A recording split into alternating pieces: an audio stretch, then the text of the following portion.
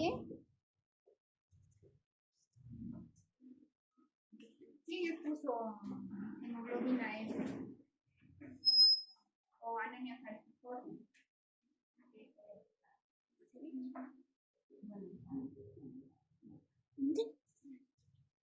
¿Cuál es la diferencia?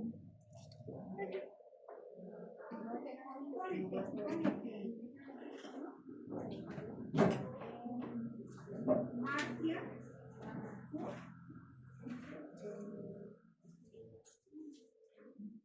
¿Qué es una talasemia? Pero habla de por la diferencia entre una hemoglobinopatía y una talasemia. ¿Qué es una hemoglobinopatía?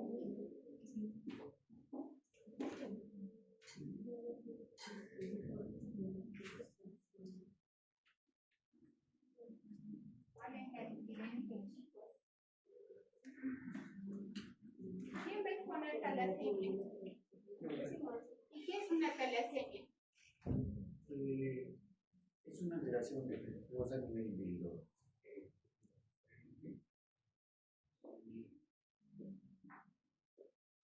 Estas se van a diferenciar en las altas. Pero una alteración del eritrocito igual es la anemia ferropénica. ¿Qué es una talasemia? La talasemia es una anemia hemolítica congénita en la cual hay una alteración en la síntesis de las cadenas de las globinas, que pueden estar disminuidas o ausentes. Si está ausente o disminuida la cadena alfa, se llama alfa talasemia. Si está disminuida o ausente la beta, se llama beta talasemia. ¿Sí? A propósito, ¿y qué tipo de hemoglobina tenemos nosotros, los adultos?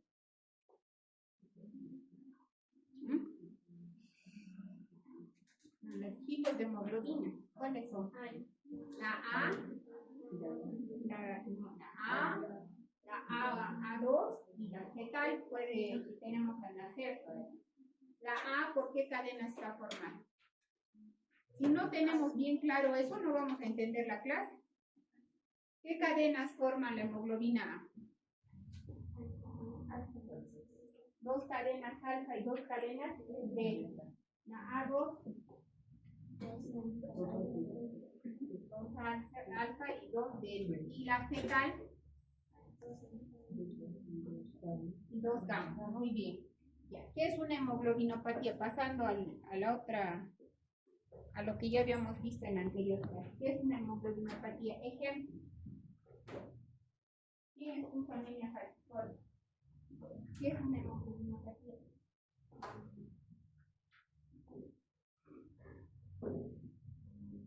¿Qué es una anemia falciforme? ¿Qué pasa con las cadenas de la globina? Cambian los aminoácidos moleculares y en vez de tener hemoglobina A2 o la ¿pero qué hemoglobina no? Claro, o sea, no va a haber alteraciones en las cuantitativas o cualitativas en las cadenas, sino que van a ser reemplazadas por otras. Por ejemplo, la hemoglobina S, la hemoglobina C, esas son las hemoglobinopatías. O sea, son más alteraciones más estructurales, más que cuantitativas de las cadenas de la globina. Ahora, vamos a proseguir. A ver, chicos, escuchamos. ¿Quién va a exponer talasemia? ¿Me das tu apellido, por favor? Salazar Palinero. Salazar. Bien, continuando con la exposición, vamos a hablar sobre el tema de la talasemia. Vamos a ver que estas son una corrupción defectuosa de hemoglobina y vamos a ver que hay una disminución o destrucción de los eritrocitos, ¿no? Entonces, esta pues, se define como una enfermedad genética y puede ser de tipo alfa o beta. El alfa ocurre cuando un gen de los genes relacionados con la proteína hemoglobina alfa van a cambiar o van a estar mutados, ¿no? Y la beta va a ocurrir cuando los efectos genéticos similares van a afectar en la producción de la proteína hemoglobina beta en este caso. En cuanto a los síndromes talasémicos, vamos a ver que estos van a ser un grupo de trastornos hereditarios, ¿no? En los cuales va a haber una disminución o ausencia, en este caso, de la producción pues de una o más cadenas específicas de la globina. Y también vamos a decir que esos son trastornos heredados con un carácter autosómico dominante, ¿no? Va a haber una alta prevalencia a nivel de la franja estrecha alrededor del mundo, desde lo que es el Mediterráneo hasta Indonesia, ¿no? Entonces, en cuanto a la beta-talasemia, vamos a ver que hay una prevalencia de heterocigotos ocurriendo entre 2 al 15% aproximadamente en Italia, el 8% en Grecia y el 18% aproximadamente en Chipre. En cuanto a la alfa-talasemia, van a haber regiones con mayor prevalencia, ¿no? Estas van a estar ubicadas mayormente en zonas tropicales y subtropicales, ¿no? Lo que es en el continente africano y asiático. Ahora, en cuanto a la clasificación, desde el punto de vista biológico, vamos a ver que según cadenas deficitarias de manera frecuente e importantes, van a haber talasemias alfa y beta, ¿no?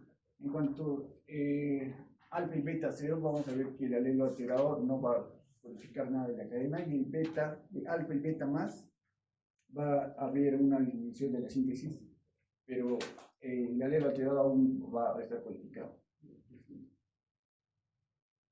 Ahora, desde el punto de vista clínico, la talasemia mayor va a ser la forma más grave, caracterizada por una dependencia transfusional de por vida, ¿no? Y la talasemia intermedia, vamos a ver un grupo variable de talasemias sintomáticas intermedia entre las anteriores. Y la talasemia menor o rasgo talasémico, van a haber portadores asintomáticos caracterizados por microcitosis y hipocromía.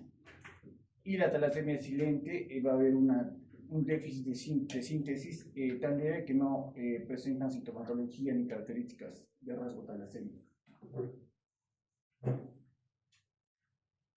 Con respecto a lo que va a ser la alfa-talasemia, vamos a ver que en el 90% de los casos encontraremos un resultado de la deleción de uno de los 4 genes de la cadena alfa-alfa/alfa-alfa. Y en el 10% vamos a encontrar mutaciones puntuales e inserciones, deleciones de pocos nucleótidos en los genes alfa, ¿no? Ahí hablamos de lo que son las alfa-talasemias de no elección. En lo que van a ser manifestaciones clínicas, vamos a ver de que va a depender del número de genes seleccionados y lo que va a ser guiado en la mutación específica, la cual va a disminuir la expresión del gen afectado. Además de esto, recuerda lo que dijo mi compañero del portador siguiente, que va a ser menos alfa-alfa-alfa, la cual no va a producir sintomatología. A diferencia de una delección de lo que van a ser los 4 genes, donde va a haber una muerte intrauterina. Ahora, con referente a las otras, por ejemplo, vamos a encontrar el portador siguiente de alfa-talasemia, como vimos, 0 alfa-alfa-alfa, la cual vamos a encontrar una delección de un solo gen, vamos a encontrar que va a ser un paciente asintomático. Y con un diagnóstico, estudios familiares o de biología celular. Después tenemos a lo que va a ser el rasgo alfa-talasemia, /0 alfa o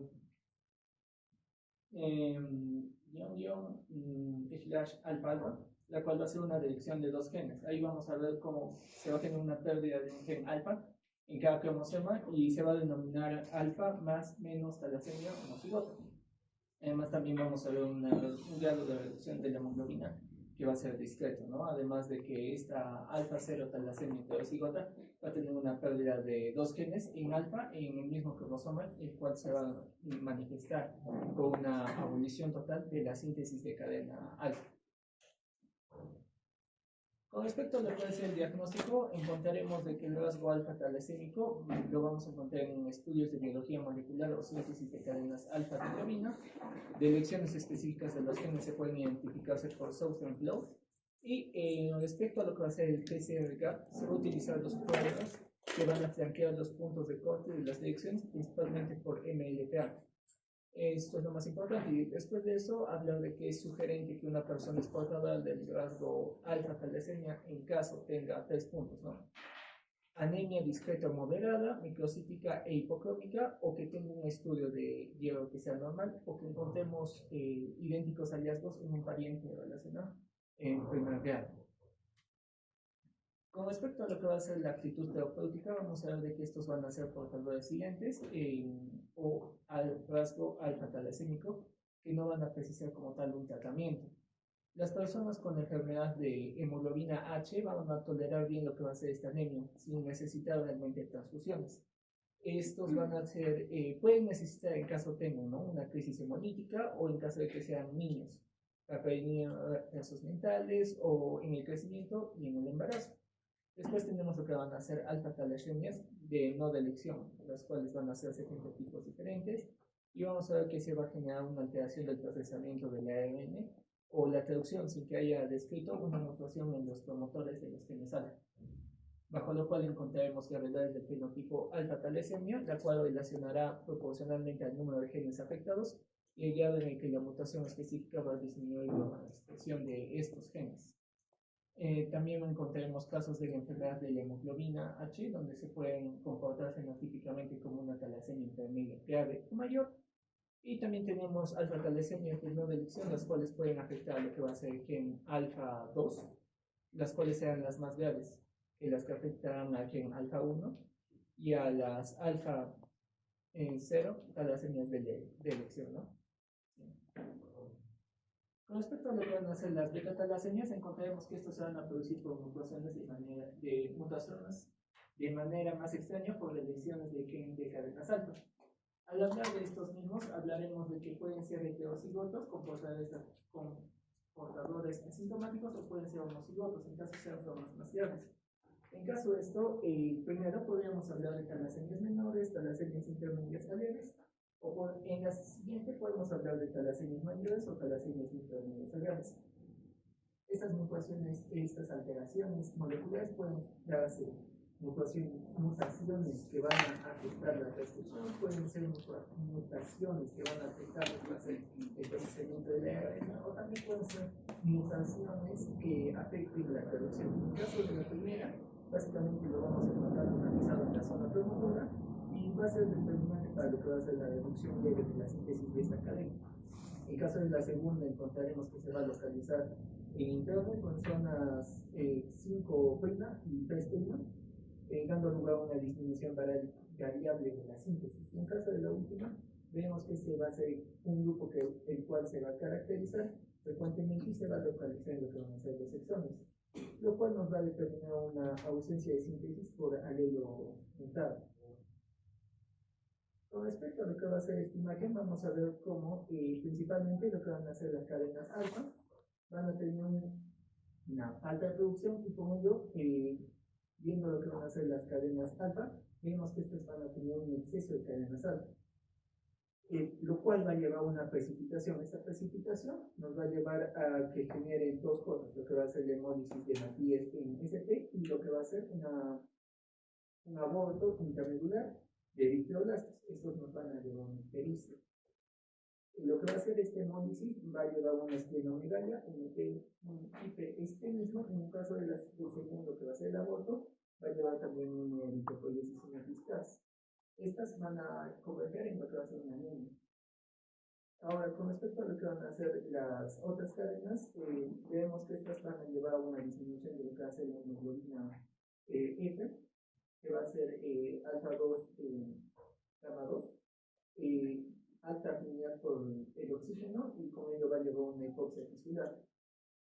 Ahora, con respecto a lo que va a ser esta hipoxia tisular, va a aumentar lo que va a ser el EPO, va a llevar a una hiperplasia eritroide del nervio óseo, y lo cual va a llevar finalmente a deformidades óseas, hipermetabolismo, gota y aumento de las necesidades de ácido fólico, mientras que la anemia va a llevar a transfusiones normativas y también junto con la hiperplasia va a llevar a un mayor aumento de lo que va a ser el hierro, finalmente llevando a una endocrinopatía, hepatopatía, cardiopatía y hemocromatosis. Con respecto a lo que va a ser la alfa-talasemia heterocigota, puede ser de menor o algo talasémico, lo cual en esta tabla vamos a ver de forma muy resumida cómo puede diagnosticarse en este caso, ¿no? Y con respecto a lo que va a ser el cuanto de batidas, puede ser normal o elevado. Con respecto a lo que va a ser el BCA, encontraremos que va a tener una reducción muy importante de esto, ¿no? También con respecto a lo que va a ser el AVE, podemos encontrar y que también va a tener una diferencia, ¿no? Va a encontrarse un en este caso. En caso de lo que va a ser la electroforesis, vamos a encontrar que va a encontrarse elevada con hemoglobina A2, ¿no? Y una hemoglobina F normal o ligeramente aumentada, en la mitad de los casos. Entonces, que va a ser la alfa-talasemia homozigota mayor o anemia de Curie, vamos a ver de que va a tener como principales causas lo que va a ser la herencia de un gen alfa-talasémico en cada progenitor, o también se va a caracterizar por la necesidad de transfusiones periódicas, básicamente para poder sobrevivir de estos pacientes, ¿no? Para el día a día, ¿no? Esta clínica nos va a manifestar de que se va a dar a los 6 meses de nacimiento, ¿no? En caso de que no se manifieste en el nacimiento, porque la hemoglobina F no se va a encontrar no va a contener cadenas beta, ¿no? Como podemos ver en la imagen inferior, podemos ver cómo van a hacer lo que van a hacer la síntesis de las cadenas de hemoglobina durante el desarrollo prenatal o neonatal, ¿no? Donde vamos a ver cómo después de los 6 meses la cadena alfa se va a encontrar continua, a diferencia de lo que van a hacer otras cadenas como la beta, que va a comenzar a aumentar. Y bueno, siguiente diapositiva. Con respecto a la clínica, hablar de que esta va principalmente llevado en los primeros meses de vida a lo que van a ser ictericias, infecciones de crecimiento, anemias progresivas y hepatoesplenomegalia. Con respecto a lo que van a ser consecuencias de la expresión medular por la hiperplasia, son importantes mencionarlas, ¿no? Lo que va a ser el cráneo cepillo, como se puede ver ahí en la imagen. En la parte inferior, como podemos ver en una parte radiolúcida en el cráneo. Después, lo que va a ser la fase ambulatoria, como se puede ver, lo que van a hacer la frecuencia, ¿no? Lo que van a hacer infecciones y factores patológicos de parte de estos pacientes. Hablar también en esta diapositiva, ¿no? Resumida, de que es importante que en este caso encontraremos la especie de estajos, lo que va a ser la HCM baja, ¿no? Reticulocitos pues encontraremos elevados y reticulos osmóticos también elevados. En caso de los trascendentes de sangre periférica, encontraremos hematidos hipocrómicos, microcíticos y puntos basófilos. Diagnocitosis, eritroblastos circulantes y una intensa aénico-poliquilocitosis. A nivel de lo que va a ser nebuloso, podemos encontrar hiperplasia rectal. Y a nivel de lo que va a ser otros datos van a ser, por ejemplo, urinarias indirectas o uropidinosis, ¿no? Incrementos en hierro, ferritina, disminuciones en capacidades de filtraciones totales de la carterina, disfunciones endocrinas u otros, ¿no? Como hemosiderosis en hígado o páncreas, ¿no? A nivel radiológico, como dijimos, cráneo en cepillo, también podemos encontrar en estos pacientes cálculos biliares y depósitos de hierro hepático, ¿no? Todo vemos en esta imagen, vamos a ver cómo la sangre periférica de beta-talasemia mayor, vamos a ver ahí lo que va a ser anisopoiquilocitosis, dianocitos y eritroblastos circulantes. A nivel de lo que va a ser la talasemia intermedia, encontraremos alteraciones a nivel de lo que van a ser los homocigotos, ¿no? O doble heterocigotos con una sobreexpresión de cadenas y de globina. También encontraremos doble heterocigosis, donde vamos a ver que se va a dar en genes beta más talasémicos, que van a determinar disminuciones leves de la síntesis de la cadena. Podemos encontrar variantes de hemoglobinas hipermicellantes en estados heterocigotos, asociaciones con una beta-talasemia heterocigota con una triplicación o cuadruplicación a genes alfa, o también una homocigosis o doble heterocigosia para genes talasémicos beta más o beta 0 asociados a alfa talasemia.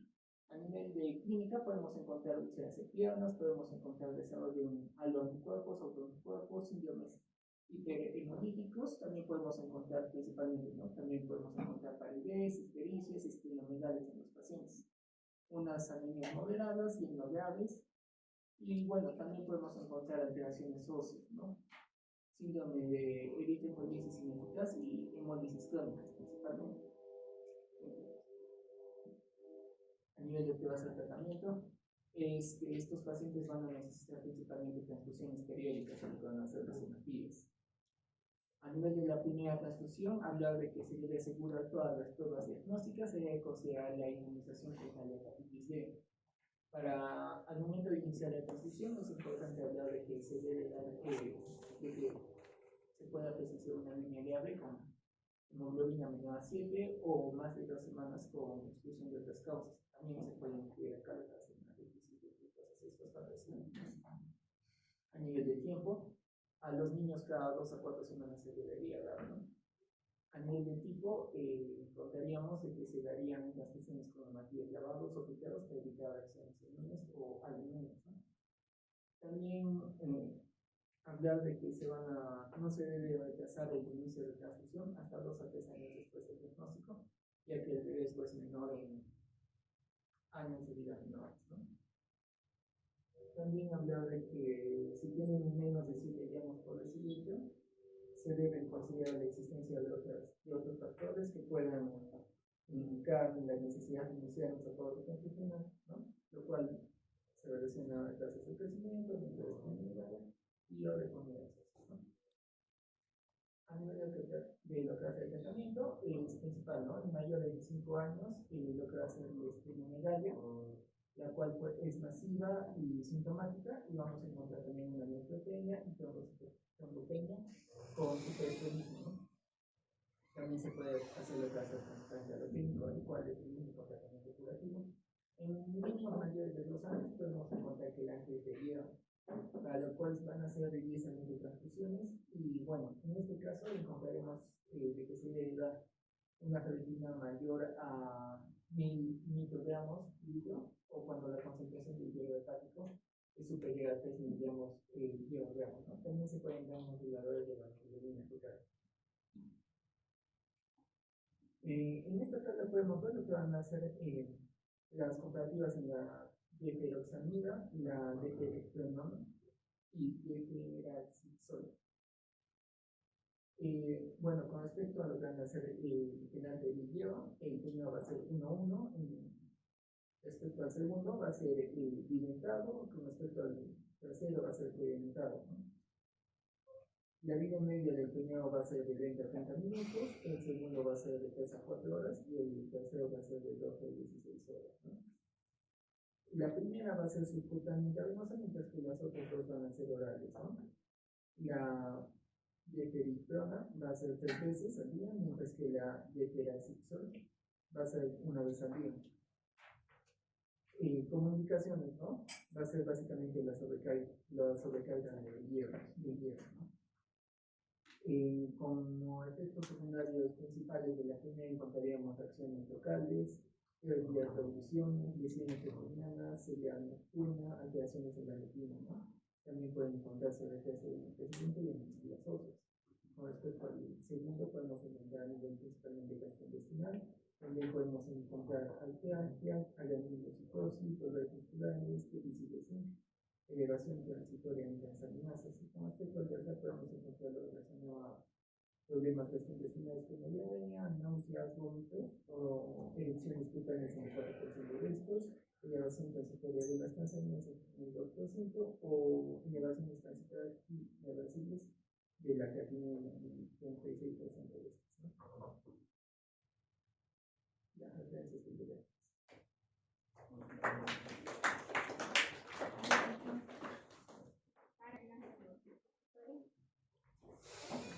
¿Cómo se hace el diagnóstico de la thalassemia?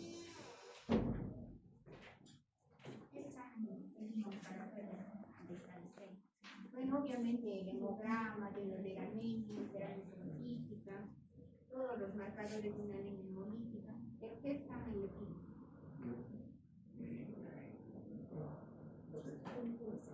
¿Qué examen van a pedir para diagnosticar a la anemia?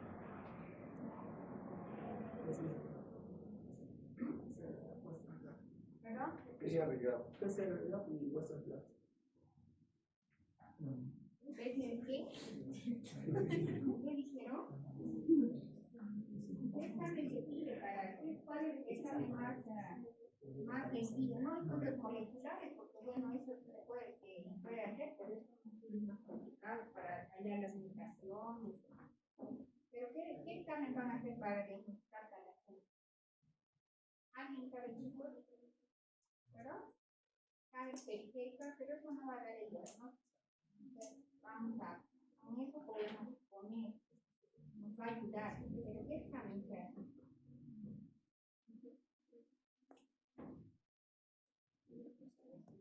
Claro, se hace la electroforesis de hemoglobina, ¿no?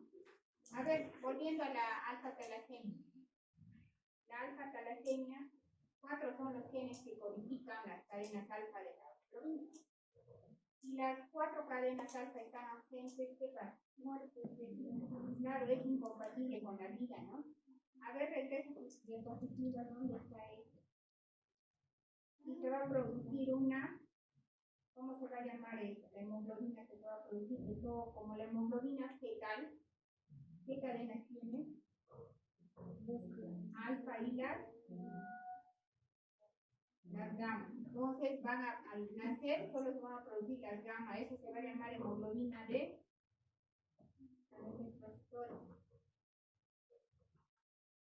hemoglobina de Barr. Y ese es incompatible con la vida.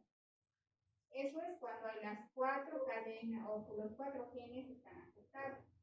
Ahora, si 3 genes están afectados, ¿cómo se llama?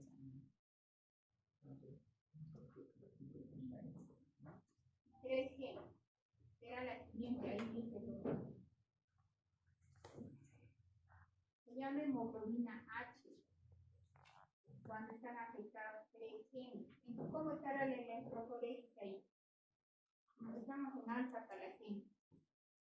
¿Cómo estará?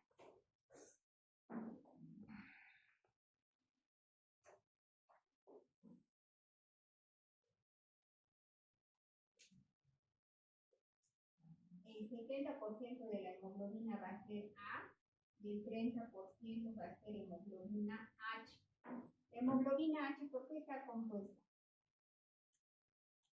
Tú ahí nos has hablado de hemoglobina H.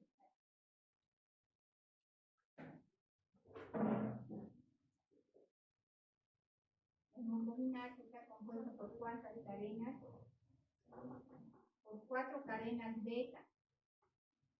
Entonces así va a estar la electroforesis, porque si no, ¿cómo van a diagnosticar alfa o beta talasemia? Es de acuerdo a los hallazgos. En el caso de la enfermedad por hemoglobina H va a ser 60% hemoglobina A y 30% hemoglobina H, que son 4 cadenas B. Después, ¿qué tenemos?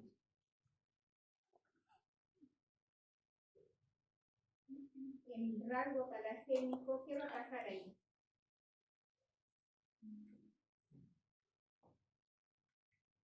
El rasgo alfa talasémico, ¿cómo estaría ahí la electroforesis? Ahí solo van a estar afectadas 2 cadenas de hemoglobina. Entonces, ahí la hemoglobina A2 y la fetal pueden estar incrementadas. Ahora, en el rasgo siguiente, que es cuando solo un gen está afectado, pues no vamos a tener hallazgos. Es más, el paciente podría ser que no tenga anemia, ¿no?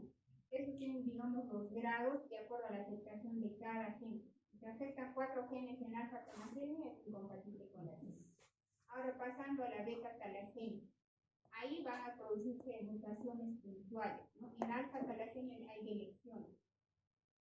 En la beta-talasemia, pasemos a la beta-talasemia. La beta-talasemia, las cadenas beta solo están en la hemoglobina A. Entonces, ¿cómo estaría la electroforesis si es un heterocigoto? ¿Cómo está la electroforesis? Ahí está en la posición.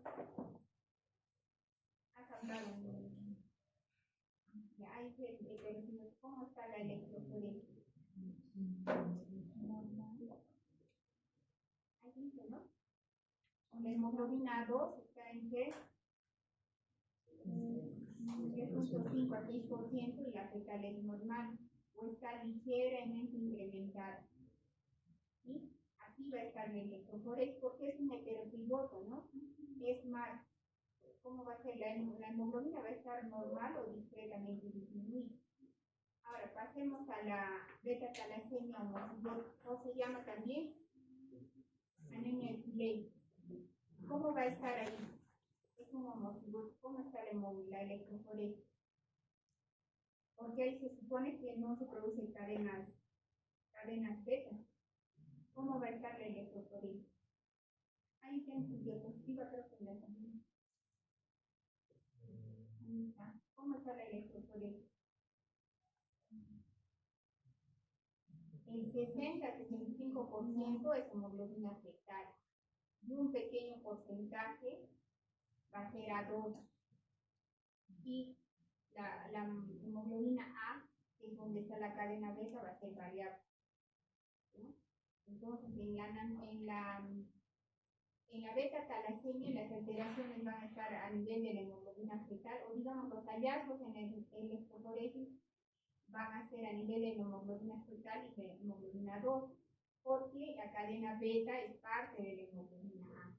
Así se diagnostican los diferentes tipos de talasemia por la electroforesis de hemoglobina. Obviamente el antecedente, ellos suelen tener antecedentes familiares de anemia hemolítica, tienen el cuadro clínico, pero para diagnosticarlo tenemos que hacer el electroforesis de hemoglobina. Se pueden hacer también estudios mutacionales, estudios moleculares, pero no es lo más accesible, ¿no? Lo accesible es hacer el electroforesis de hemoglobina. Ahora, que las talasemias, al igual que las hemoglobinopatías, son anemias hemolíticas que son muy raras. No son frecuentes, al menos en nuestro medio. Son más frecuentes la esterosis hereditaria y la deficiencia de glucosa 6-fosfato de deshidrogenasa, que ya hicimos en la clase anterior. ¿Alguna pregunta científica para sus compañeros? ¿Algo está claro?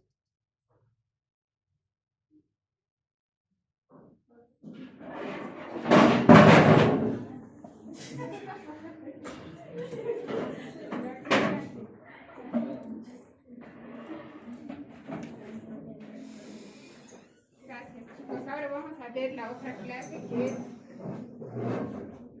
trombocitopenia.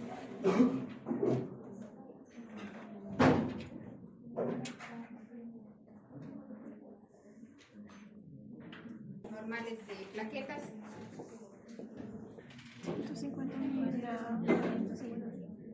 A 450.000. Entonces, ¿cuál es? Esta clase es de trombocitopenia. Sobre todo es de, vamos a ver, la causa más frecuente de trombocitopenia es. ¿Cuál es la causa más frecuente de trombocitopenia?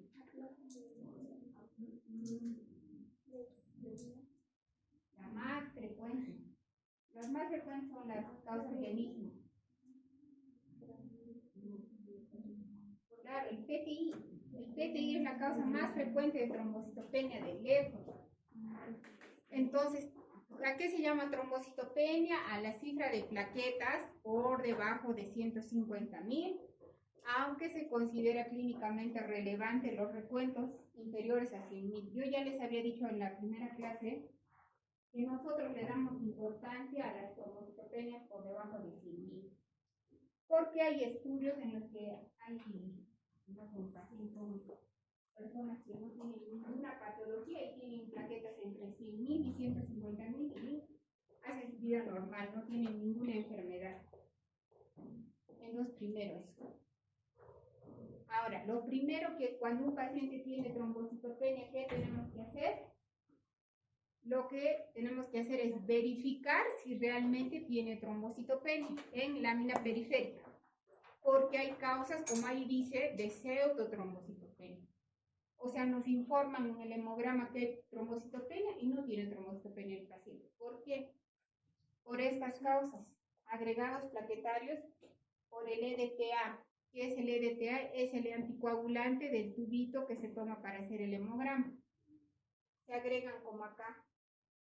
La otra causa son plaquetas gigantes, ¿no? Que hayan plaquetas grandes. ¿Por qué son grandes las plaquetas? Porque son inmaduras. Entonces, esas plaquetas no las cuenta la máquina. Recuerden que el hemograma lo hace una máquina. Entonces, sus parámetros no están, no están preparados para contar plaquetas que son más grandes de lo normal. No las cuenta. Ahora también el satelitismo plaquetario, como acá pueden ver, alrededor de un neutrófilo se han pegado las plaquetas. Y esas plaquetas no las va a contar la máquina.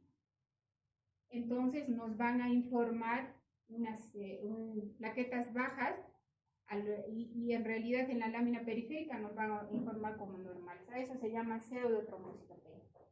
Entonces, lo primero que tienen que hacer, si ven un paciente con trombocitopenia, yo les sugiero que repitan el hemograma y pidan lámina periférica. ¿Ya? Ahora, esto es lo que ya habíamos visto, que se llama trombocitopenia leve, moderada y severa, ¿no? A estos recuentos, eso ya vimos en la primera clase. Ahora, las trombocitopenias pueden ser de causa central o causa periférica. ¿Qué significa? Es igual como en las anemias, ¿no? De causa central, el problema está en la médula ósea. Y las trombocitopenias centrales puede ser cuando están acompañadas de otras citopenias, o sea, donde hay pancitopenia o bicitopenia. Esas, por ejemplo, como mencionó su compañera, la plasia medular, que puede ser adquirida o congénita. Las neoplasias hematológicas, como también dijeron, las leucemias agudas, el uso de quimioterapia, de radioterapia y la anemia megaloblástica. Eso es cuando afecta también a la serie eritroide y a la serie mieloide. O sea, hay también anemia y neutropenia. Ahora, también puede pasar que sea de causa central y solo afecte a las plaquetas. Por ejemplo, eso vemos en la púrpura trombocitopénica megacariocítica. Hacemos un aspirado de médula ósea y no hay megacariocitos. ¿Sí saben, no? ¿Qué son los megacariocitos? Son los precursores de las plaquetas. Entonces hay enfermedades en las cuales no hay megacariocitos en la médula. Esa también es una causa central, y las infecciones. Ahora, las más frecuentes, digamos, van a ser las causas periféricas. Y esas se van a dividir en de causa inmune. Ahí de lejos la más frecuente es el PTI, lo que llamábamos antiguamente PTI, pero su nombre correcto es trombocitopenia de causa inmune, ¿no? Y puede ser primaria o secundaria. Pero ya pues se quedó con con esta abreviación de PTI. Ya seguimos llamando PTI, pero su nombre correcto, como repito, es trombocitopenia de causa inmune, ¿ya? También hay trombocitopenias secundarias a fármacos, materno-fetal o post-transfusional también, ¿no? Esa, por ejemplo, materno-fetal es cuando la mamá tiene PTI, produce autoanticuerpos y pasa la barrera placentaria y el bebé va a nacer también con plaquetopenia, ¿no? Ahora, las no inmunes, ¿cuáles son? Por ejemplo, por secuestro. ¿Dónde se podrían secuestrar las plaquetas? En el vaso se secuestran cuando hay hiperesplenismo, cuando hay esplenomegalia. Una causa también de trombocitopenia de causa periférica. O sea, ¿qué significa que es de causa periférica? Que en la médula ósea se produce normalmente, pero al salir a la sangre periférica pasa algo, se destruyen o se secuestran. Por consumo, por ejemplo, ¿en qué enfermedades se pueden consumir? En la coagulación intravascular diseminada, en la púrpura trombocitopénica trombótica. Ahora, por destrucción, por ejemplo, en infecciones se pueden destruir. Ahora, esto es solo para que vean cuál es el cuadro clínico, o sea, cómo clínicamente podemos saber si un paciente cuántas plaquetas puede estar teniendo. Los que tienen más de 50.000 están asintomáticos, incluso los pueden operar. Entre 30.000 y 50.000, pues se les hacen equimos o hematomas al mínimo roce, ¿no? Pueden rozar por acá y aparece un equimos. Entre 10.000 y 30.000 hay petequias y hematomas espontáneas, ¿no? Espontáneamente aparece. Y con menos de 10.000, pues va a haber ya síntomas. Por ejemplo, ¿qué aparece con menos de 10.000? Tienen bulas en la boca, ampollas de sangre. Si ven un paciente que ya tiene ampollas en la boca o tiene petequias, obviamente que tiene que tener menos de 10.000 plaquetas. Y el riesgo de sangrado es inminente, ¿no? El problema cuando hay trombocitopenia es que los pacientes sangren y hagan sangrados mayores. Es decir, sangrado del sistema nervioso central, pueden tener hematuria o hemorragia digestiva y pueden fallecer. Por eso, cuando vean un paciente, lo examinan tiene petequias, equimosis, hematomas, tiene bulas en la boca, tienen que parar las orejas. No le vayan a dar de alta de la emergencia. Tienen que pedirle un hemograma, ver por qué los pacientes sangran, sobre todo si son adultos o ancianos. Son los que más van a sangrar. Los niños toleran más la trombocitopenia. Estas son petequias, se pueden ver. Estas son las bulas, ¿no? Son ampollas de sangre. Miren, acá tiene equimosis. Ahora, estas son equimosis también. Allá le llamaban antiguamente como la púrpura húmeda a la gingivorragia, por ejemplo. Estos son hematomas, ¿no? Son grandes. Pueden haber también hematomas gigantes en todo el brazo. Sobre todo se ven esos cuando hay problemas también de factores de coagulación. Ahora vamos a ver acá un algoritmo. ¿Cómo deben enfocar el diagnóstico de una trombocitopenia? Entonces, como ya les había indicado, si tiene menos de 100.000 plaquetas, le damos importancia. ¿Sí? Entonces, ¿qué hacemos? Primero, una lámina periférica. Ya nos dicen que, nos confirman que sí tiene el paciente trombocitopenia. Entonces, lo primero que tenemos que ver es si esa trombocitopenia es aislada o se agrega o está asociada a anemia y neutropenia. Si es aislada, ¿qué vamos a pensar? Lo más frecuente, dependerá del cuadro clínico del paciente, ¿no? Por ejemplo, si es aislada, pensar en PTI. El problema es que para diagnosticar PTI no tenemos ningún examen. El diagnóstico de PTI es por exclusión. Cuando ya ustedes han evaluado otras causas y no han encontrado, recién se hace el diagnóstico de PTI. O podría ser el uso de fármacos. ¿Qué fármacos pueden bajar las plaquetas? Sobre todo los AINES. Algunos antibióticos, la fenitoína, algunos diuréticos. Entonces es importante cuando ven pacientes con trombocitopenia preguntar si están usando sobre todo AINES. Ahora, si es la trombocitopenia aislada, entonces lo primero hay que pensar en PTI, ¿no?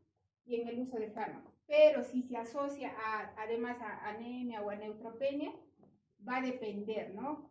De qué cosa más encontremos. Por ejemplo, si encontramos blastos en la lámina periférica, bueno, ya pensar es una leucemia aguda, ya no es un PTI, ¿no es cierto?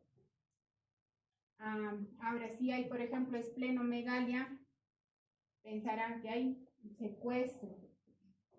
El PTI no está asociado a esplenomegalia. Si ustedes piensan que un paciente tiene PTI, tiene esplenomegalia, a ese diagnóstico no está bien. La esplenomegalia nos hace dudar de un diagnóstico de PTI. Ahora, si hay esquistocitos, hablamos de anemia hemolítica microangiopática. Si hay linfocitosis, neutrofilia y linfocitos atípicos, ¿qué vamos a pensar? Que tiene un proceso infeccioso. Señoritas,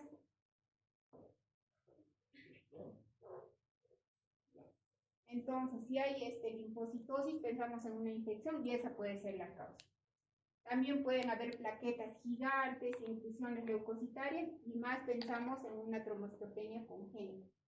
Si se asocia a un test de Coombs positivo, eso ya hemos visto, ¿no? A una anemia hemolítica autoinmune se va a llamar síndrome de Evans. Eso no olvidar, el PTI asociado a anemia hemolítica autoinmune se llama síndrome de Evans, ¿no es cierto? Ahora, en la lámina periférica encontraremos esterocitos por la anemia hemolítica. Si se asocia a problemas de coagulación TP, TTPA prolongado, fibrinógeno bajo, pensaremos en una coagulación intravascular diseminal. Eso es para que vean cuando una trombocitopenia es aislada o está asociada a anemia o a neutropenia. ¿Cuáles pueden ser las causas? Ahora vamos a ver lo que ya es PTI, que ese es el tema de la clase, ¿no? Entonces, el PTI, ¿qué es? Es una enfermedad autoinmune adquirida, ¿no? En la que existe una destrucción acelerada y una producción inadecuada de las plaquetas. Se define como una trombocitopenia por debajo de 100.000 y hay ausencia de otras causas que puedan explicar la trombocitopenia, ¿sí? Entonces, antes pensábamos que solamente en la fisiopatología del PTI, que solamente era una destrucción periférica de las plaquetas. Ahora sabemos que también hay una producción inadecuada a nivel de la médula ósea. Ahora, la trombocitopenia inmune o PTI se va a dividir en primaria y secundaria. En primaria, cuando el mecanismo es obviamente inmune y no hay una causa que explique. Y es secundaria cuando se va a asociar a otras enfermedades. Por ejemplo, ya se puede asociar a VIH, ¿no? Cuando diagnosticamos un paciente con PTI nuevo, hay que pedir exámenes para VIH. Lupus se puede asociar a leucemia linfática crónica, a linfomas, también se puede asociar a Helicobacter pylori, síndrome antifosfolipídico. Hay que buscar causas. Cuando encontramos un paciente con PTI, lo vamos manejando, le vamos dando corticoides porque hay que usar inmunosupresores, pero simultáneamente vamos estudiándolo. ¿Por qué? Porque si no tratamos la causa que le está produciendo, va a seguir habiendo trombocitopenia y el paciente va a sangrar. Por ejemplo, si hay lupus, tendrán que hacer una interconsulta a reumatología para iniciar tratamiento. Si hay VIH, igual, tendrán que iniciar tratamiento antirretroviral, ¿no? Como dice acá, el tratamiento es diferente si es primaria o es secundaria. Primaria se entiende que no hay una causa, no hemos encontrado. Ahora, ¿cómo es la epidemiología? ¿No? Ocurre tanto en niños como en adultos. No hay una incidencia multimodal, como dice acá. En la infancia y en el segundo y tercer pico están en los adultos jóvenes, sobre todo mujeres, y en los ancianos. Entonces, la PTI primaria es la incidencia de 3.3 casos por 100.000 adultos por año. Y la prevalencia es de 9,5 por 100.000 adultos, ¿no? En el Perú no tenemos datos sobre PTI, pero es una enfermedad frecuente, es la causa más frecuente de trombocitopenia. Ahora, respecto a esto, el PTI de los niños es diferente al PTI de los adultos. Parecieran dos enfermedades diferentes, como vamos a ver más adelante. En el PTI de los niños, ahí se asocia a infecciones virales. Hay el antecedente. La mamá trae al niño a la emergencia y dice, hace una semana tuvo fiebre, tenía un resfrío o tenía diarrea. O le pusieron una vacuna. Así aparece el PTI en los niños. Y el PTI en los niños incluso no necesita que le demos tratamiento corticoide, se recuperan solos. El PTI del adulto es diferente. Ahí no va a haber ese antecedente, no les va a decir en el caso de los adultos, me han vacunado hace unos días, o he tenido una IRA, una EDA, no. La mayoría son primarios, ¿ya? Ahora, esta es la fisiopatología un poco para entender qué pasa entonces con las plaquetas. Dicen que hay factores genéticos, hay una predisposición a ser PTI. Entonces, ¿qué pasa? El sistema inmunológico se desregula y comienza a producir anticuerpos. Estas son las plaquetas y son los anticuerpos. Entonces, a nivel del vaso, van a ser reconocidos por los macrófagos y van a ser fagocitados, ¿no es cierto? Ahí van a ser destruidos en el vaso. Por eso es que como, digamos, una línea de tratamiento del PTI es la esplenectomía. ¿Por qué? Porque las plaquetas se destruyen en el vaso, en el hígado también, pero sobre todo es en el vaso. Entonces, ¿qué pasa después? Las células presentadoras de antígeno van a presentar estos antígenos que los han reconocido como anormales y van a producir los linfocitos T, son los CD4, ¿no? Que van a estimular a los linfocitos B para que produzcan más anticuerpos, más autoanticuerpos. Y estos autoanticuerpos también van a ir a nivel de la médula ósea y van a afectar a los megacariocitos y van a producir, va a haber una producción de plaquetas disminuida, reducida. También los linfocitos T citotóxicos van a destruir directamente las plaquetas, pero también van a destruir los megacariocitos. Esas son las teorías, digamos, de cómo se producen. Pues eso es lo que se sabe de la fisiopatología del PTI, ¿no? Y también acá falta. Lo que se sabe también es que en el PTI, ¿qué hormona es la que estimula la producción de plaquetas básicamente? Porque no puede ser también de otras células. ¿Qué hormona? ¿Cómo se llama? Porque la producción de glóbulos rojos está estimulada por la eritropoyetina y en el caso de las plaquetas, muy bien, la trombopoyetina. Entonces, lo que se sabe también es que en el PTI la trombopoyetina está disminuida. Por eso que también usamos, en el tratamiento vamos a ver que usamos el trombopag o el romiflostina, que son análogos de la trombopoyetina. ¿Sí? Ahora, las características del PTI primario, ¿no?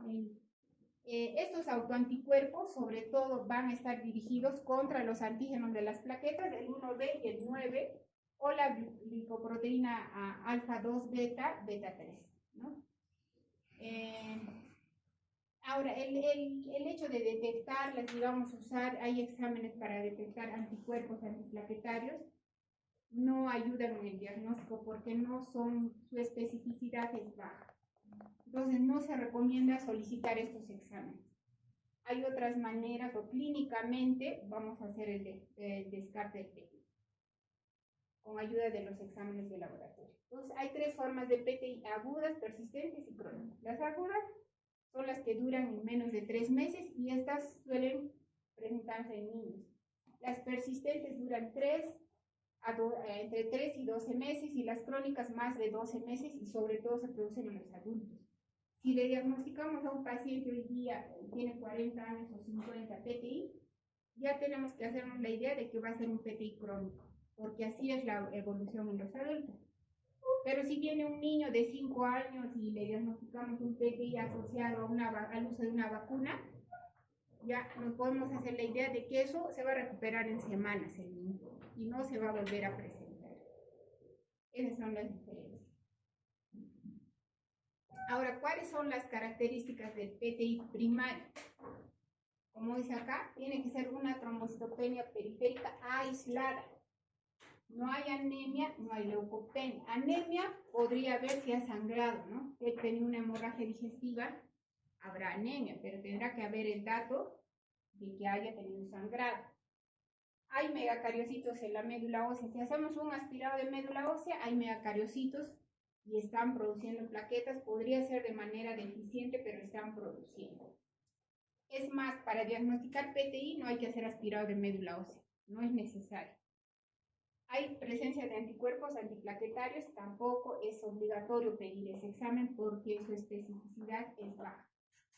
Y lo más importante, el diagnóstico de PTI es por exclusión.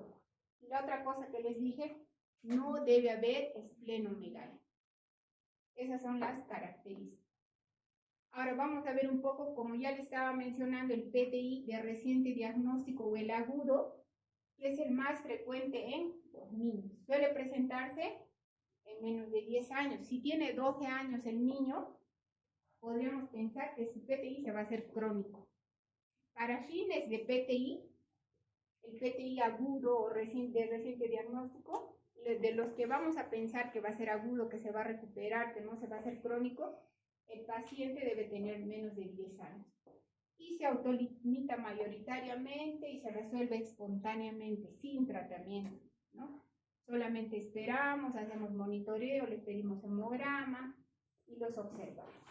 Entonces, ¿cómo se va a presentar? Va a haber púrpura cutánea, trombocitopenia grave, después de una infección viral o por vacunas, cualquiera de las vacunas que pueda recibir el niño. La mortalidad es baja, se recuperan totalmente entre 2 a 6 semanas, y si las plaquetas están por encima de 30.000 o incluso por encima de 20.000, no necesitan tratamiento. Esa es la otra cosa que deben recordar. No todas las trombocitopenias las tratamos. Un paciente tiene 50.000 y viene a la consulta, pero deme tratamiento, deme. No se trata. ¿Por qué? Porque no las vamos a curar, así sea de un adulto o de un niño. Ya están viendo que se van a recuperar solos. no es necesario porque el tratamiento es con inmunosupresores. Si tienen más de 20.000 o 30.000 plaquetas, solo vigilarlos, ¿no? Y si en el caso de los niños la trombocitopenia es grave o hay sangrado, el tratamiento es con inmunoglobulina humana y con corticoides. En los niños, solo si ya es la trombocitopenia es grave o ya hay sangrado. Ahora, en el caso de un adulto, sobre todo hablamos de PTI crónico. Ya sabemos que se va a hacer crónico, en mayor porcentaje. ¿Cómo se van a presentar? De forma aguda o insidiosa, y sobre todo son mujeres en edad media. Igual se presentan con púrpura cutánea, hemorragia, puede ser epístasis, gingivorragia, ¿no? Y pueden tener también hemorragias, por ejemplo, menstruaciones abundantes, hemorragia digestiva, hematuria, hemorragia intracerebral, aunque el porcentaje es bajo, un 2%, y sobre todo con plaquetas por debajo de 30.000, ¿no? En algunos pacientes ni siquiera están enterados que tienen trombocitopenia. Si uno les hace un hemograma por alguna otra razón, y recién encontramos la trombocitopenia. Este es el PTI primario, pero de un adulto. Esas son las características.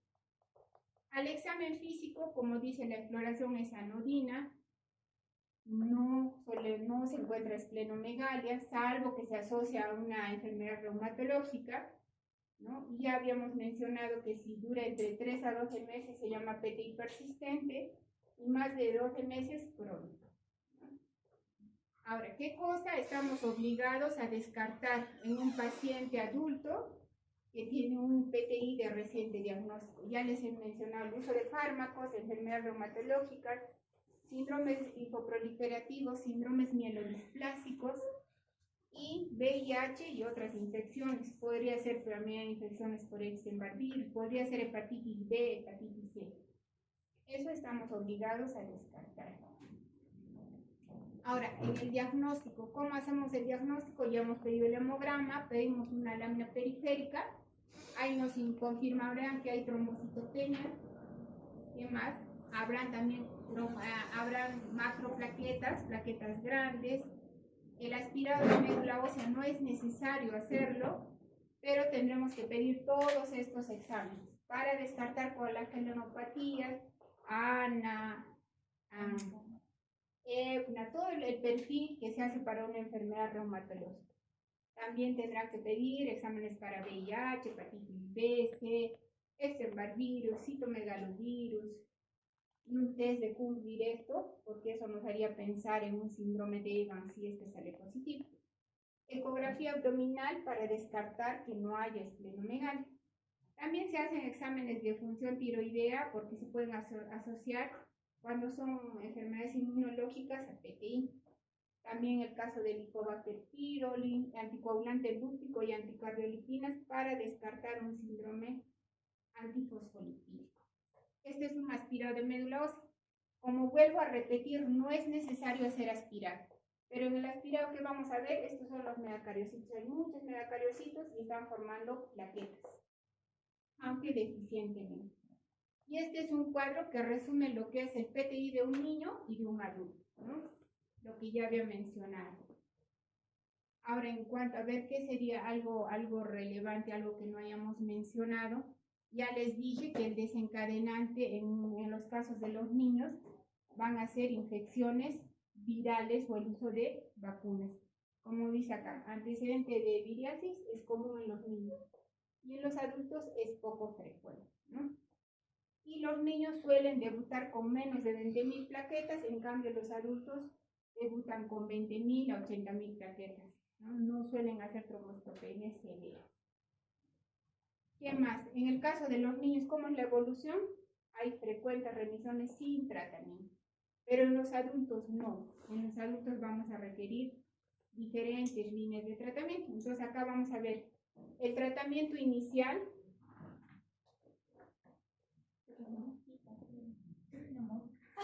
¿Así? Ya está. Sí, ahí.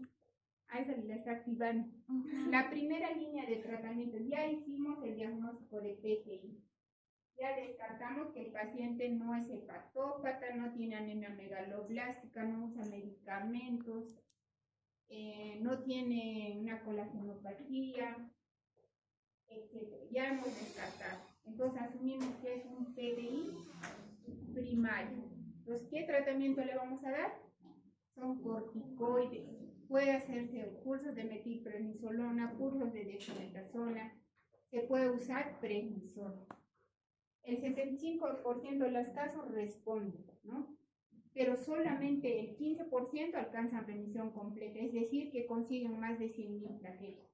El resto van a mejorar sus cuentas de plaquetas, pero el problema, lo que pasa es que después, porque no les podemos dar corticoides meses, de meses, de meses. ¿Porque hacen qué? Claro, además es un inmunosupresor, ¿no? Hay pacientes que a veces no vienen a su control y toman 1, 2, 3 meses y aparecen en la UCI porque les ha dado una neumonía. Porque los corticoides son inmunosupresores. Entonces, el paciente, si vamos a darle 1, 2, 3 meses, además usamos a 1 miligramo por kilo de peso de prednisona. Entonces, si le vamos a dar así, al final va a venir con un Cushing infectado, con complicaciones de osteoporosis, ¿no? Entonces, lo que se ve en los adultos es que sí responden a los corticoides, pero no pueden sostener esa respuesta.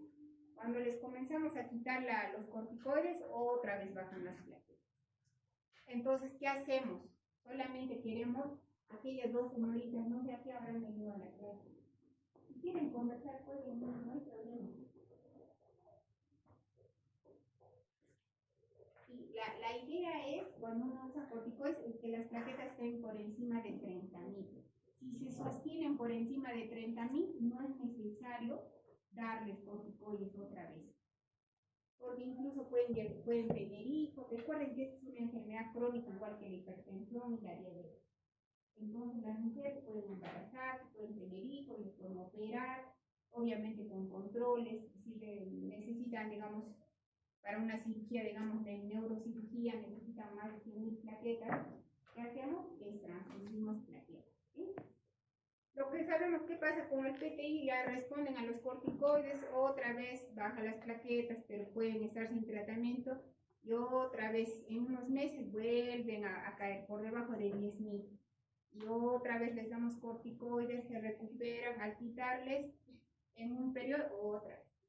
Entonces, cuando hay recaídas, lo que hacemos ahora, lo que se usa son los análogos de la trombopoyetina, el Trombopac y el Romiflozin. Eso se usa a nivel mundial en segunda línea. El problema es que son medicamentos de alto costo. No tenemos, por ejemplo, acá en el Perú, pues, en mi salud, nos aprueban, pero cuando ya les hemos dado 2 líneas de tratamiento. O sea, cuando ya hemos usado otros inmunosupresores, recién nos aprueba el Comité Farmacológico del hospital. Pero a nivel mundial es la segunda línea de tratamiento. Y a ellos les va bien. No son tabletas o otras son ampollas. Se les pone y las plaquetas suben, se mantienen estables. Y hay que el tratamiento es continuo. Cuando, digamos, ya no responden a esa, pasamos a una tercera línea que es la esplenectomía, ¿no? Entonces hay que sacarles el vaso, se hacen cirugías laparoscópicas, no se hacen ya abiertas porque las esplenectomías abiertas traen más complicaciones. Los pacientes pueden hacer trombosis de vena porta, etc. Son laparoscópicas, ¿no? También se pueden usar otros inmunosupresores como el rituximab, que es un anticuerpo monoclonal anti-CD20 que va a bloquear la producción de autoanticuerpos por parte de los linfocitos B.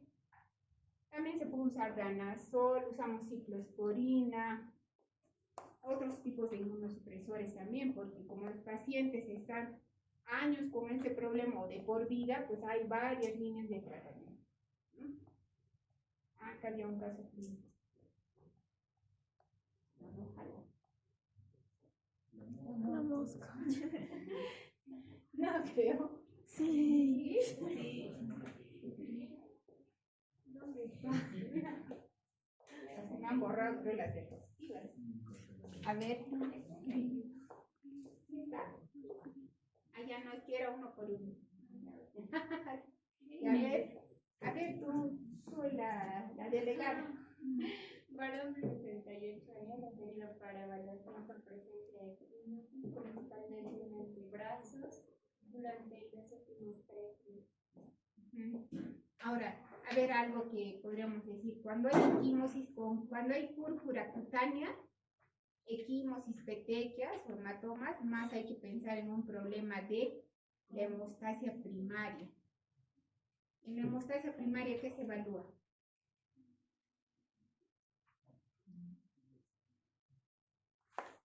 ¿Qué se evalúa en la hemostasia primaria? No, ¿qué digamos, qué órganos, sistemas, no?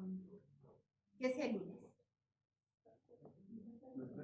Las plaquetas, el endotelio y el factor von Willebrand.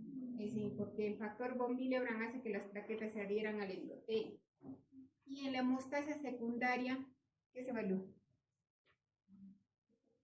Muy bien, factores de coagulación, factor 8, 7, 9, 10. Entonces, cuando hay sangrado, ven que un paciente tiene una hemartrosis o tiene los músculos, hematomas musculares, más se piensa en problemas de factores de coagulación. Cuando el sangrado es cutáneo o es epistas o gingivorragia, ahí tienen que pensar en un problema de plaquetas, ¿ya? Entonces, si tiene equimosis, yo pensaría, puede ser que tenga un problema de plaquetas, puede ser. A ver, pasemos la siguiente. Antecedentes patológicos de hipertensión arterial y toma de hierro. Ya. El restaurado pues viejos, con pasatiempo, cree que el trauma asociado con este trabajo pudo haber causado la equimosis, aunque no puede recordar casos específicos durante los cuales se lastimó. Entonces son equimosis espontáneos. Entonces, ¿cuántas plaquetas podría tener? Menos de 50.000, ¿no? Debe tener, porque espontáneamente ya le están apareciendo. Muy bien, sigamos a ver. Niega la epistaxis, la melena u otra evidencia de sangrado sistémico. En el examen físico parece estar bien, se observan varios equimosis de 2 centímetros en extremidades superiores, distales y dorso de la pierna. Y el hemograma, hemoglobina de 15.8 gramos por decilitro, recuento de glóbulos blancos de 6.900 por litro, un recuento de plaquetas de 22.000. Ya, muy bien. Entonces, ¿qué conclusión? Hay una trombocitopenia aislada, no tiene anemia ni leucopenia. Sigamos a ver. Allá, retrocédelo, ¿no? Entonces, ¿qué harían acá después de esto? ¿Qué tienen que hacer? Allá. ¿Qué tienen que hacer acá, chicos? Ya les han dado. Muy bien. Tienen que hacer una lámina periférica para verificar si realmente tiene. Pero parece que sí tiene, ¿no? Porque tiene quimos. Entonces, clínicamente parece. ¿Qué más vamos a hacer? ¿Qué más van a hacer, chicos, con este paciente? Ya le han pedido lámina periférica y sí se confirma que tiene 22.000 plaquetas. Sí, ya le hemos pedido lámina periférica y han informado. Sí, realmente tiene 22.000 plaquetas. ¿Qué van a hacer ahora? Claro, ya van a pensar. Entonces, causa. ¿Qué podría estar produciendo? Ya hemos dicho que el diagnóstico de PTI es por exclusión. Entonces hay que buscar otra enfermedad. ¿Qué le van a buscar? Claro, esplenomegalia. Le tienen que pedir una ecografía. Porque de repente tiene cirrosis, de repente tiene esplenomegalia. Ya le van a pedir eso. ¿Qué más le van a pedir? Acá falta además, bueno, acá nos dan el dato, uso de medicamentos, pero nos dice que solo toma hierba, no nos dice. Hay que preguntar por uso de medicamentos, si tiene cirrosis, esplenomegalia, hiperesplenia, tenemos que buscar. ¿Qué otra cosa tenemos que buscar? Por ejemplo, podría pensar una megaloblastosis, anemia megaloblástica. Bueno, no tiene anemia, ¿no? No tiene. Entonces descartamos eso. Hemos buscado o que tenga una neoplasia. no tienen leucemia, hemos pedido lámina periférica, no nos han informado blastos. Tampoco nos han informado esquistocitos para pensar en un PTT o un CID. Nada. Sus pruebas de coagulación que hemos pedido están normales. TP, TTPA, fibrinógeno salieron normales. Hemos descartado todo y le hacemos diagnóstico de PTI primario o trombocitopenia de causa inmune primaria. Bueno, de causa inmune. Primero hemos dicho es PTI. Ahora ya sabemos que es un PTI, ¿qué tenemos que hacer? No, tienen que buscar si es un PTI secundario. Entonces ahora sí tienen que pedir VIH, hepatitis C, B, tienen que de repente buscar linfoma, tendrá ganglios o no nos fijé, no informa. Buscar de repente el Helicobacter pylori, también se puede hacer de repente un test de aliento, o sea, buscar causas secundarias, ¿no? Y le hemos buscado, no hemos encontrado causas secundarias, o sea, no es un PTI secundario, es un PTI primario. Ahora, ¿qué van a hacer? ¿Ya qué le van a dar? Ya, muy bien, pero si acá nos informaran que tiene 50.000 plaquetas, ¿qué van a hacer? Ya nada, lo observan nomás, lo observan. Si las plaquetas están menos de 30.000, ahora sí le vamos a dar. Y le podemos dar cursos de dexametasona, por ejemplo, 40 miligramos por día por 4 días, o le damos prednisona 1 miligramo por kilo. Como el señor solo tiene quimosis, yo le daría prednisona. Y le citaría por consultorio, ¿no? Se puede hacer manejo ambulatorio, 1 miligramo kilo día, y también le puedo dar antifibrinolíticos como ácido transretinoico, que les ayuda bastante en el sangrado. Le puedo dar en tabletas, una tableta cada 8 horas, ¿ya? Y obviamente hay que hacerle seguimiento porque sabemos que es adulto y lo más probable es que haga un PTI crónico. No es como si fuera el niño. Si hubiera sido un niño, diría, ay, no, ¿qué le va a pasar? Es adulto. Ya, muy bien, chicos. Y lo último, yo creo que no. Ya. Ahora nomás Sí, dígame.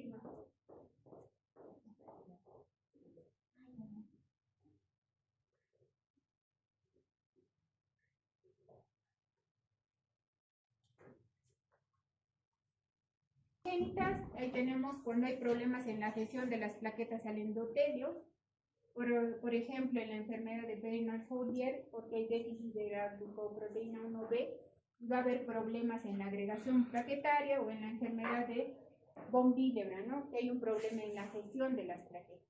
Bueno, acá hay un problema en la adhesión, no de la agregación. Ahora, cuando hay en la trombastenia de Glassman, por ejemplo, es un problema de agregación de las plaquetas por déficit de esta glucoproteína de las plaquetas, 2B3A, ¿no? Y hay otros trastornos de contenido de los gránulos de las plaquetas. Esos son problemas más de trombocitopatías. Esto se va a diagnosticar a través de agregación de plaquetas. Esto no lo vamos a poder ver en el hemograma. De repente, ya no hacemos tiempo de sangría, podría salir prolongado si es que lo hiciéramos, porque eso evalúa la hemostasia primaria. Y las trombocitopatías adquiridas, o sea, donde no hay plaquetas bajas, pero las plaquetas no funcionan normalmente. Por ejemplo, una de las causas es la uremia de la insuficiencia renal. En los síndromes mieloproliferativos crónicos, por ejemplo, en la trombocitosis esencial, cuando hay más de 1,5 millones de plaquetas, los pacientes comienzan a sangrar. En las hepatopatías también, o por uso de algunos fármacos. Creo que eso es todo. Eso es todo, chicos. ¿Tienen alguna pregunta? Todo está claro, entonces. Sí,